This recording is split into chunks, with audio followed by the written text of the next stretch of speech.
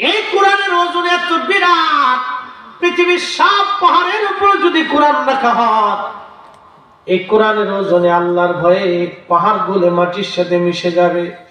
সেই কোরআন আমার আল্লাহ তার নবীর কালব মোবারকের মধ্যে আমার আল্লাহ জমা করেছেন। প্রিয় নবীজি যখন মেরাজে যাবেন, রাত্রি বেলা মেরাজে যাবেন নবীজি, উম্মে হানির ঘর মতান্তরে হাতিমে কাবা, একই কথা। হাতিমে কাবার সাথে উম্মে হানির ঘর ছিল। হযরত উম্মে হানির ঘরের ভিতর থেকে নবীজিকে জিবরাইল বের করে নিয়ে আসলেন। আসার পরে পাশেই সিনাসাক করানোর জন্য, সিনাসাক বুঝেন ইংরেজিতে বলে ওপেন হার্ট সার্জারি। সিনাসাক মানে ওপেন হার্ট সার্জারি।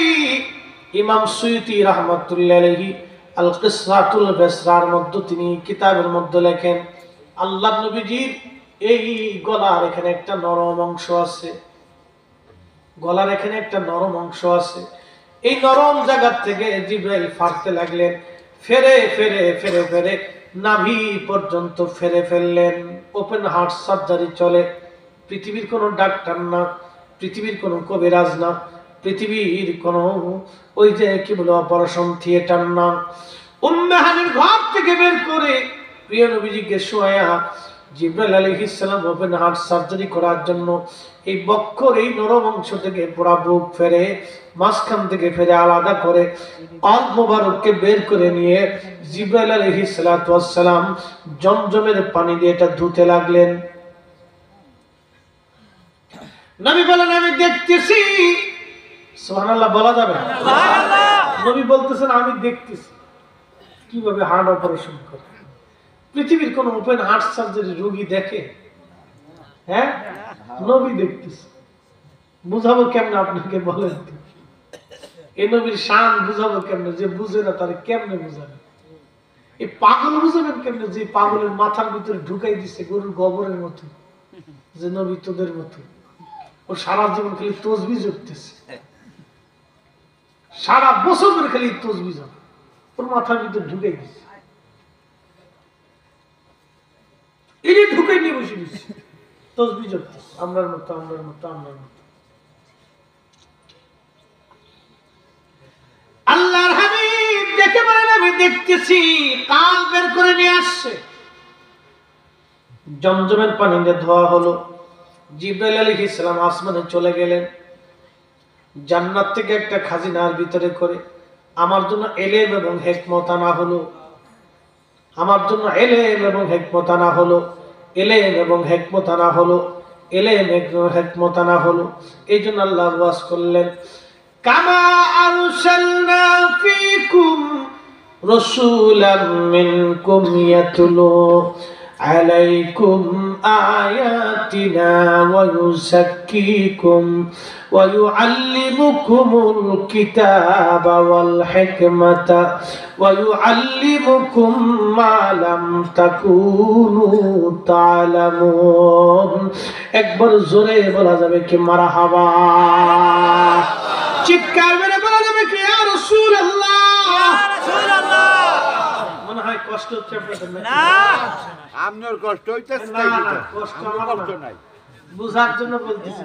কামা আরসালনা ফীকুম, আমি তোমাদের মাঝে আমার একজন রাসূল পাঠিয়েছি। কে পাঠাইছে? আল্লাহ। ওমা আরসালনাকা, আপনাকে পাঠিয়েছি। নবীকে আল্লাহ পাঠানো হয়েছে, নবীকে পাঠানো হয়েছে। নবী আল্লাহর কাছে ছিলেন, নবী আল্লাহর কাছে ছিলেন, নবীকে আল্লাহ পাঠিয়েছে। ইয়া আইয়ুহান নবী ইন্না আরসালনাকা, হে আমার নবী আপনাকে পাঠিয়েছি। নবী বলতেন বুইস্তু, সহিহ বুখারীতে, বুইস্তু ইলান নাসি কাফা, আল্লাহ সমগ্র মানব জাতির জন্য আমাকে পাঠিয়েছে। সুবহানাল্লাহ। কে পাঠিয়েছে? আল্লাহ। কাকে? নবীকে। কাদের মাঝে? নবী ছিলেন কোথায়? আল্লাহর কাছে ছিলেন, আল্লাহ পাঠিয়েছে। এখন আপনি না বুঝলেন বুঝাইতে পারতাম। হ্যাঁ, পাঠিয়েছেন আল্লাহ, পাঠিয়েছে। এই পাঠানোর পদ্ধতি এখন ওয়াজ করলে সারা রাত শেষ হবে। আরেকদিন মিলাদুন নবীর মাহফিলে পাঠানোর পদ্ধতি বলবো, কি করে পাঠালেন, কেমনে পাঠাইলেন, কোন পদ্ধতিতে, কোন পদ্ধতি, কি পদ্ধতিতে পাঠাইলেন, এই তাফসীর আরেকদিন হবে। আল্লাহ তার নবীকে পাঠাইলেন, কামা আরসালনা ফীকুম রাসূলাম মিনকুম ইয়াতলু আলাইকুম আয়াতিনা, আমার নবী তোমাদের মাঝে আমার আয়াত তেলাওয়াত করে করে শোনাবে। আমার এই নবী আয়াত তেলাওয়াত করে শোনাবে। নবী যদি পড়তেই না পারতেন তাহলে শোনাবেন কেমনে? সুবহানাল্লাহ বলা যাবে না? না, কত হুজুর নবী পড়তে পারতেন না, লিখতে পারতেন না, গণনা করতে পারতেন না, কি সুন্দর ওয়াজ করে বুঝাই দিছে, লক্ষ লক্ষ বলদ এটা বুঝে গেছে। হ্যাঁ, আর উম্মি দলিল দেয়। আচ্ছা, উম্মুল কুরআন, উম্মুল কুরআন, উম্মুল শব্দের অর্থ কি? মা। কথা কর না কেন? মা মা মা। মা। উম্মুল কুরআন, কুরআনের মা। উম্মুল কুরআন মানে মূল, মূল শিকড়। নবীকে উম্মি বলা হইতো কারণ মক্কাতুল মুকাররমা হলো পৃথিবীর সর্বপ্রথম সৃষ্টি এবং সর্বপ্রথম জায়গা। এটা পৃথিবীর নাভি, এটা সর্বপ্রথম তৈরি হয়েছে। এই জন্য এই যে উম্মি উম্মি বলা হতো নবীকে, উম্মি নাবিগিল উম্মি। উম্মি মূর্খতার জন্য না, ইলিটারেটের জন্য নবীকে উম্মি বলা হয়নি। বলদ কত দেশে হয়েছে ভাই। আল্লাহ কোরআনে বললেন, ইয়াতুলু আলাইকুম আয়াতিনা, আমার এই নবী তোমাদেরকে আয়াত তেলাওয়াত করে শোনাবে। ওয়ায়ুযাক্কিকুম, আমার এই নবী তোমাদেরকে পবিত্র বানাবে। সুবহানাল্লাহ, কি আসছে? সুবহানাল্লাহ। কি বানাবে? পবিত্র বানাবে, পাক বানাবে, পাক পাক পাক। উম্মতকে যদি নবী পাক বানায় তাহলে নবী কি পাক না না পাক? পাক। আমরা যখন বলি নবী পাক তখন ওরা বলে এই দেখো বেদাতি কথা। কি দেখো বেদাতি কথা? আল্লাহ পাক হবে, নবী পাক হবে না। নবী যদি পাক হতো তাহলে ওযু করতে কে, পায়খানা প্রস্রাব হতো কে? দেখেন যুক্তি শয়তানের কত সুন্দর। শয়তানের যুক্তি খুব সুন্দর কিন্তু গলদ আছে। শয়তান যত যুক্তি দিক, আল্লাহর কোরআন থেকে বড় সিদ্ধান্ত শয়তানেরটা আমরা মানবো না। দাড়িওয়ালা টুপিওয়ালা জুব্বাওয়ালা শয়তানের দেশ ভরে গেছে বাপ, কথা বলেন ঠিক কিনা? বেঠে বহু শয়তান। আল্লাহ কোরআনে বলেন ওয়ায়ুযাক্কিকুম, পবিত্র বানাবো তোমার, আমার এই নবী তোমাদেরকে পবিত্র বানাবে। মনোযোগ দেন তো, এই জমজমের পানি আর মাম পানি এক পানি না? কেন? দুটোই তো পানি, দুটোই তো পানি। মনোযোগ দিন, মাম পানি রিফাইন করছে একটা কোম্পানি, এটাকে রিফাইন করলো। এই মাম পানি যদি আপনি বোতলের মধ্যে রাখেন 10 বছর অথবা 5 বছর পরে এই পানির ঘ্রাণ নষ্ট হয়ে যাবে, কালার পরিবর্তন হবে, পোকা হয়ে যাবে। কিন্তু জমজমের পানি রিফাইন করে যিনি পাঠাইলেন তার নাম আল্লাহ। আল্লাহ জমজমের পানি রিফাইন করে পাঠাইলেন। পৃথিবীর একটা কুয়া থেকেই পানি আসে, জমজম কূপ থেকে পানি পাওয়া যায়। আল্লাহ রিফাইন করে এই পানিটাকে আল্লাহ পাঠিয়ে দিলেন।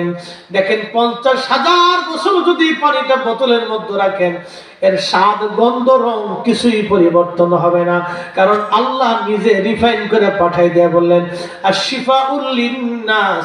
এই পানিটা শুধু পানি না, এটা মানব দেহের জন্য একটা শেফা। এই পানি শুধু নিজে রিফাইন হবে না, আমার বান্দাদেরকেও এই পানি রিফাইন করে দিবে। এই জন্য সব পানি বসে পান করা সুন্নত, আর জমজমের পানি দাঁড়ায় পান করা সুন্নত। সব পানি বসে পান না করলে আপনার কিডনিতে সমস্যা হবে, আর জমজমের পানি দাঁড়ায় পান না করলে আপনার কিডনিতে সমস্যা হবে। বুঝে যেতে হবে, জমজমের পানি রিফাইন করে আল্লাহ পাঠিয়েছে। আমার নবীকে আল্লাহ রিফাইন করে পৃথিবীতে আল্লাহ নিজে পাঠিয়ে বলছেন আমার এই নবী তোমাদেরকে পবিত্র বানাবে। যাও বানাইতে যাবে, এই যে নবীর জীবনে কোনো গুনাহ আছে? নেই। আমাদের দেশে একদল আছে না, বুকে হাত বেঁধে নামাজ পড়ে, আমিন দিছে একটা চিৎকার, ভালো চিৎকার দিছে। সৌদি আরব থেকে শিখে টিকে আসছে আর কি, বুঝছেন না? সৌদি আরবে চাকরি করতে গেছে, যাওয়ার পরে বাস মোটামুটি খুব ধরে বেঁধে একবারে হাতে ধরে মুরিদ বানাই দিচ্ছে, খুব মুরিদ বানাই দিয়ে বাংলাদেশে মসজিদে খালি গুতলি লাগিয়েছে। ওর কাজে খালি মসজিদে এসে ফেতনা বাঁধা। 1450 বছর ধরে আমরা ঠিক নামাজ পড়তেছি, তুই আবার সৌদি ফেরত হয়ে আমার দেশে এসে নামাজ নিয়ে ঝগড়া বাঁধালি, তার মনে বোঝা গেল তুই অরিজিনাল বাটপার। ও তো অরিজিনাল বাটপার। মনোযোগ দিন। এরা কি বলে জানেননি? এরা বলে এদের আকীদা হলো নবী আমাদের